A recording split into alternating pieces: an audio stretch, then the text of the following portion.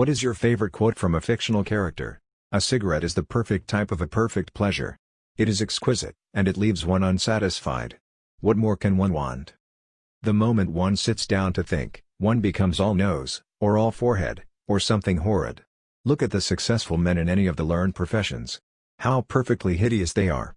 Except, of course, in the church. But then in the church they don't think. It is only the sacred things that are worth touching. Dorian. Lord Henry was the best thing about that book.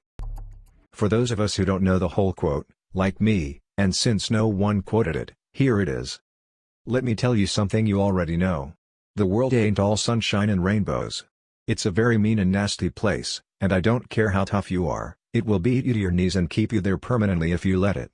You, me, or nobody is gonna hit as hard as life. But it ain't about how hard you hit. It's about how hard you can get hit and keep moving forward, how much you can take and keep moving forward.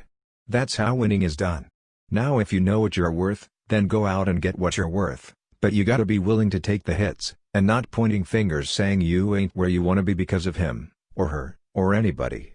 Cowards do that and that ain't you. You're better than that. I'm always gonna love you, no matter what. No matter what happens. You're my son and you're my blood. You're the best thing in my life. But until you start believing in yourself, you ain't gonna have a life. Don't forget to visit your mother. Doctor Strange is my favorite MCU movie, and that scene is my favorite from it. Followed closely by the scene with the time prison. Dormammu, you cannot do this forever. Strange, actually, I can. This is how things are now. You and me. Trapped in this moment. Endlessly. Dormammu, then you will spend eternity dying. Strange, yes, but everyone on Earth will live. Dormammu, but you will suffer. Strange, pain's an old friend. Dormammu kills Strange again. And again. And again.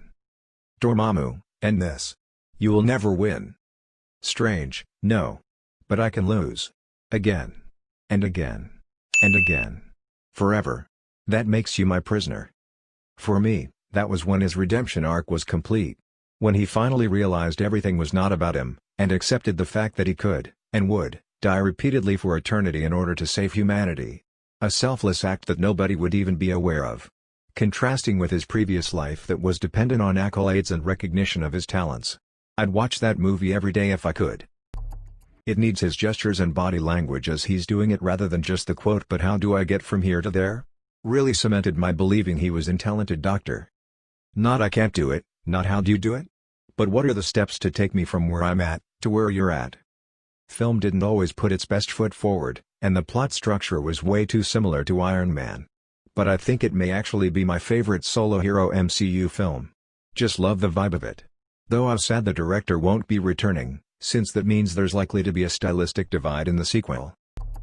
People are bastards. Bastard-coated bastards with bastard filling. Dr. Cox, Scrubs.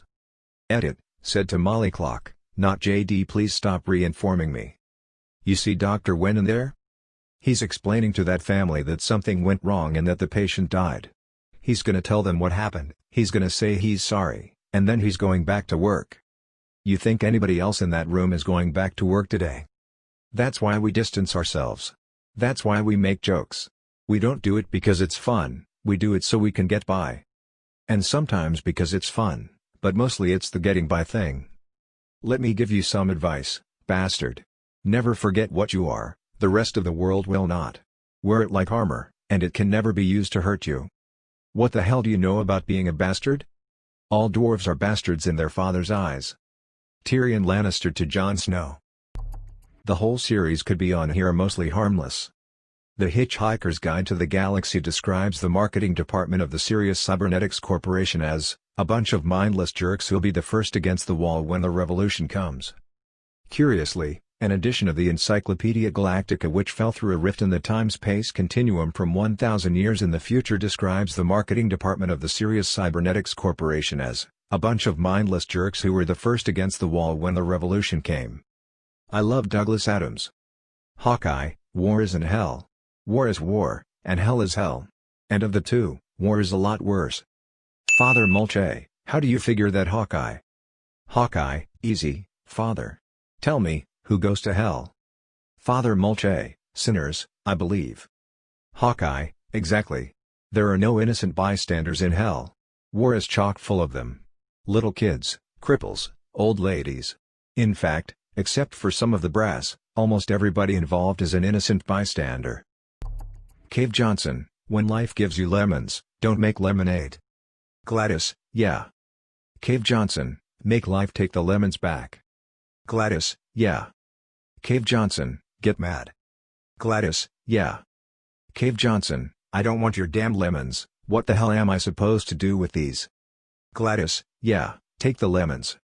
Cave Johnson, demand to see life's manager. Make life rue the day it thought it could give Cave Johnson lemons. Do you know who I am? I'm the man who's gonna burn your house down. With the lemons. Gladys, oh, I like this guy. Cave Johnson, I'm gonna get my engineers to invent a combustible lemon that burns your house down. Gladys, burn it down. Burning people. He says what we're all thinking. Those of you who volunteered to be injected with praying mantis DNA, I've got some good news and some bad news. Bad news is we're postponing those tests indefinitely. Good news is we've got a much better test for you, fighting an army of mantis men. Pick up a rifle and follow the yellow line. You'll know when the test starts. Cave Johnson. Oh, in case you get covered in the repulsion gel, here's some advice the lab boys gave me. Do not get covered in the repulsion gel. We haven't entirely nailed down what element it is yet, but I'll tell you this, it's a lively one, and it does not like the human skeleton. Just a heads up, that coffee we gave you earlier had fluorescent calcium in it so we can track the neuronal activity in your brain. There's a slight chance the calcium could harden and vitrify your frontal lobe. Anyway, don't stress yourself thinking about it. I'm serious. Visualizing the scenario while under stress actually triggers the reaction. You're not part of the control group, by the way. You get the gel. Last poor son of a gun got blue paint. Ha ha ha. All joking aside, that did happen, broke every bone in his legs. Tragic. But informative. Or so I'm told. One day you're going to look around and you're going to realize that everybody loves you, but nobody likes you. And that is the loneliest feeling in the world. BoJack Horseman. It gets easier, every day it gets a little easier, but you gotta do it every day, that's the hard part. But it does get easier. Jogging Baboon. For context, throughout this season BJ is trying to improve himself, including by running, but always fucks it up. You see this old dude jogging by his house several times. In the last episode, after more horrible fuck up, BJ tries jogging again and collapses pee quickly. The old jogging dude stops to help BJ up and says this. I'd cry, but, as someone who has struggled with mental health a lot, this quote always gets me. I don't believe in deep down, I kinda think that all you are is the things that you do. Diane Wynn. This resonates with me because I, like BoJack, always tend to justify my actions by thinking that deep down this isn't who I am, so it doesn't matter. I realize now that personas are just as much a part of you as your inner voice. It's long but it's meaningful to me. The most important words a man can say are, I will do better. These are not the most important words any man can say. I am a man, and they are what I needed to say. The ancient code of the Knights Radiant says journey before destination. Some may call it a simple platitude, but it is far more. A journey will have pain and failure. It is not only the steps forward that we must accept. It is the stumbles, the trials, the knowledge that we will fail, that we will hurt those around us. But if we stop, if we accept the person we are when we fall, the journey ends. That failure becomes our destination. To love the journey is to accept no such end. I have found, through painful experience, that the most important step a person can take is always the next one. Dalinar Colin. From Oathbringer, Book 3 of the Stormlight Archive by Brandon Sanderson. Frodo, I can't do this, Sam. Sam, I know. It's all wrong by rights, we shouldn't even be here. But we are. It's like in the great stories, Mr. Frodo. The ones that really mattered. Full of darkness and danger they were, and sometimes you didn't want to know the end. Because how could the end be happy? How could the world go back to the way it was when so much bad happened? But in the end, it's only a passing thing, this shadow. Even darkness must pass. A new day will come.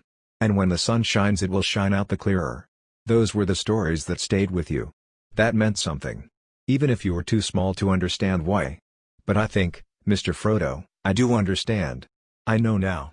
Folk in those stories had lots of chances of turning back, only they didn't. Because they were holding on to something. Frodo, what are we holding on to, Sam? Sam, That there's some good in this world, Mr. Frodo. And it's worth fighting for. Samwise Gamgee. Edit, for those of you who want to see the scene.